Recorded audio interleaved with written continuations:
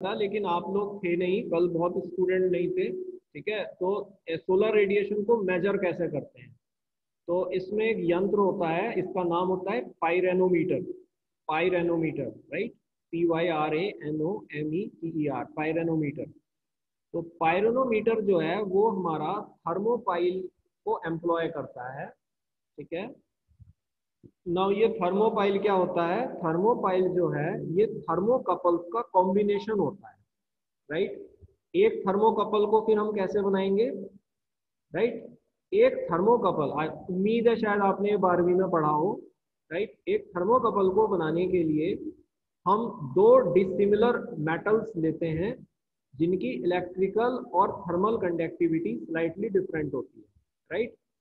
जैसे एक आपने कॉपर ले लिया, एक आपने एल्यूमिनियम ले लिया, राइट। इन दोनों मेटल्स को हम ज्वाइन करके एक जंक्शन बनाते हैं, राइट।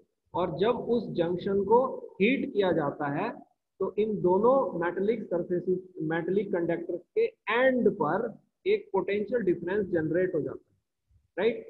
अगर सर्किट पूरा है तो हम एक करंट मान सकते हैं और इस करंट को थर्मो इलेक्ट्रिक करंट कहते हैं, राइट। इस थर्मो इलेक्ट्रिक करंट को नापकर हम ये बता सकते हैं कि जंक्शन पर गिरने वाले रेडिएशन की इंटेंसिटी कितनी थी, राइट। थर्मो इलेक्ट्रिक करंट अगर हाई आता है तो जंक्शन पर गिरने वाले रेडिएशन की इंटेंसिटी हाई थी, और अगर थर्मो इलेक्ट्रिक करंट कम आता है तो उसके हिसाब से वो कम थी। यानी कि जो जंक्शन पर रेडिएशन गिर रहा है उसकी जो इंटेंसिटी है वो थर्मो इलेक्ट्रिक करंट के डायरेक्टली प्रोपोर्शनल होती है, लीनियरली प्रोपोर्शनल होती है। लीनियरली से मेरा मतलब है कि अगर हम इंटेंसिटी को डबल करते हैं तो थर्मो इलेक्ट्रिक करंट भी डबल हो जाएगा, राइट।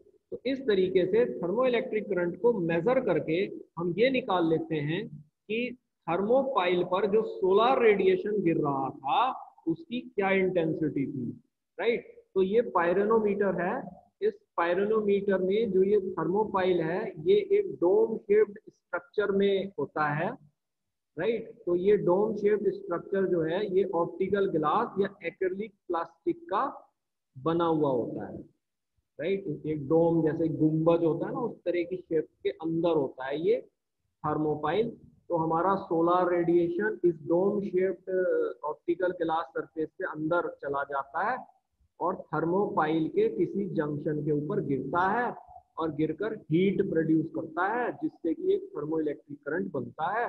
उस थर्मो इलेक्ट्रिक करंट को हम नाप लेते हैं और ये ज्ञात कर लेते हैं गिरने वाले सोलर रेडिएशन की क्या इंटेंसिटी थी। क्लियर। नाउ अगर सन जो है वो ओवरहेड है, ठीक है, पाइरेनोमीटर के ऊपर है, एग्जैक्टली ओवरहेड है, तो उस समय जो है हमें जो इन करंट मिलता है, थर्मो इलेक्ट्रिक करंट मिलता है, वो मैक्सिमम मिलता है क्योंकि गिरने वाले सोलर रेडिएशन की इंटेंसिटी ओवरहेड सिचुएशन में मैक्सिमम होती है। लेकिन जब सन अस्त करता है यानी कि वो हॉरिजन पर होता है यहाँ पर, राइट, तो उस समय हमें थर्मो इलेक्ट्रिक करंट जीरो मिलता है क्योंकि उस समय जो सोलर रेडिएशन है वो हमारा उसकी इंटेंसिटी जीरो मानी जाएगी क्योंकि सन जो है अस्त हो चुका है।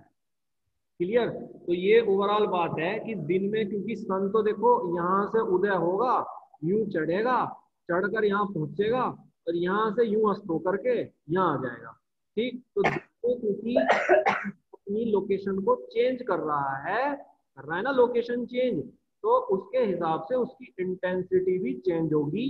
तो ये जो थर्मो इलेक्ट्रिक करंट मुझे मिलेगा ये अलग अलग मैग्नीट्यूड का मिलेगा। 10 बजे मुझे दिन के 10 बजे अलग मैग्नीट्यूड का मिलेगा, 12 बजे अलग मिलेगा, 2 बजे अलग मिलेगा, 4 बजे अलग मिलेगा और रात को 8 बजे या जीरो मिलेगा। क्लियर। तो ये पाइरोनोमीटर होता है। तो करंट को नाप नाप के मुझे पता चल जाता है कि कितनी इंटेंसिटी का सोलर रेडिएशन गिर रहा था। This is about पाइरोनोमीटर।